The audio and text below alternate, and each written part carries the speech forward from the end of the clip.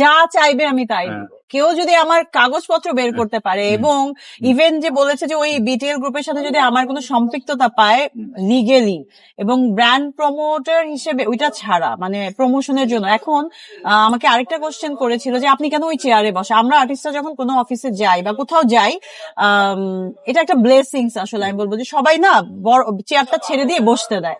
তো ওই বসার জায়গা থেকে এবং ওইখানে উঠে কাউকে যখন কোনো গিফট দেয়, ওটা শিল্পীদের হাতেই দেয়। তো ওই জিনিসগুলো, ওই ছবিগুলো ইউজ করে যদি কেউ মিথ্যা তথ্য প্রকাশ করে, আমি সবসময়ই বলি যে আমার এই যে ববি হয়ে ওঠার পেছনে সাংবাদিকদের অনেক বড় একটা হাত আছে।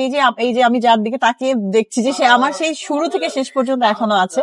তো আমি বলবো আমার বাবা মার সাথে যেমন মাঝে মাঝে কথা কাটাকাটি হয়, মনোমালিন্য হয়, আমি বাবা মাকে কখনো ছেড়ে যাই না, সিনেমাও কখনো ছাড়িনি, তো আপনাদেরকে কখনো ছাড়বো না। কিন্তু আমার একটা কষ্ট, সেটা হচ্ছে এই যে কথিত স্বামী বলে বলে যে আমার প্রথমে গায়ে লাগে নাই, কারণ এইটা তো টোটালি ফেক।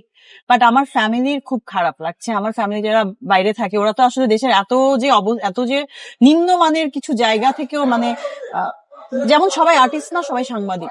সাংবাদিকতা আসলে অনেক সম্মানের একটা কাজ, যেটাকে আসলে অনেকে অনেক ছোট ভাবে নিয়ে যাচ্ছে। যে কেউ সরি টু সে, কেউ টাকা চাচ্ছে, ওইটা পছন্দ না হলে ভুলভাল নিউজ করে দিচ্ছে, কারো ইগোতে লাগছে, কিন্তু সে নৈতিকতার জায়গা থেকে সেটা ক্লিয়ার করছে না যে মানে আমার কাজটা তো আমি প্রপার ওয়েতে করি, নৈতিক ভাবে করতে। পার্সোনাল প্রবলেম আলাদা, বাট ওটা মিক্স আপ করে ফেলছে।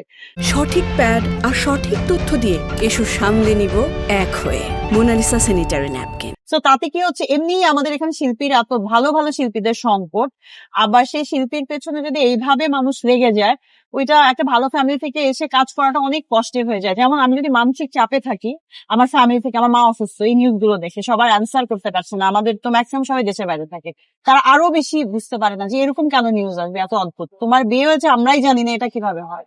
তো এইটা অনেক দুঃখজনক। এত কিছু রেখে স্বামী কেন বলছে তাহলে ওই মানুষটাকে? মানে এটা আমার প্রশ্নটা তো এটাই, যে বয়ফ্রেন্ড বলছে না কিছু এটা মানে এগুলো বলে বলে, কারণ আমার ভাইরাল হবার মতো নিউজ আমার মনে হয় কাজের বাইরে খুব একটা এত বছরে হয়েছে। সো এটা একটা কেউ যারা আমার পেছনে আসলে আমার পেছনে লাগার মতো ওরকম কিছু নাই, বা ওই লোকের পেছনে যারা লেগেছে, ওই লোকের যদি নিউজটা দিত তাহলে তো ওইভাবে হাইলাইটেড হতো না। এখন ববি নামটা অ্যাড হয়েছে, যেহেতু আমি আমার বউ সিনেমাতেও উনি আংশিক প্রডিউসার, দিয়ে তার ভাইয়ের সঙ্গে যে কাজটা করেছি, সো ওই ইয়েতে যারা দেখেছে তাদের কাছে মনে হয়েছে যে ববি নামটা যোগ করে দিই, তাহলে আমাদের নিউজটা বেশি ভাইরাল হবে। নাকি আমরা আপনাকে যতদূর চিনি আপনি খুবই নরম মনের মানুষ, খুবই সহজ সরল, এই জন্য কি আরো বেশি আপনাকে কি মনে হয় পেয়ে বসছে?